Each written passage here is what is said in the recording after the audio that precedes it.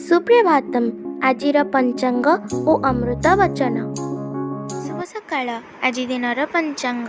आज श्री श्वेतवराह कल्पर वैवस्वत मन्वंतर द्वितीय परार्ध दक्षिणायन वर्षा ऋतु श्रावण मास कृष्णपक्ष नवमी तिथि सोमवार चुकाब्द 5126 विक्रम संबत 2081 जुलाई मासर 29 तारिख। आज दिनटी समस्तंक पई मंगलमय हेउ ईश्वरंक निकटरे विनम्र प्रार्थना।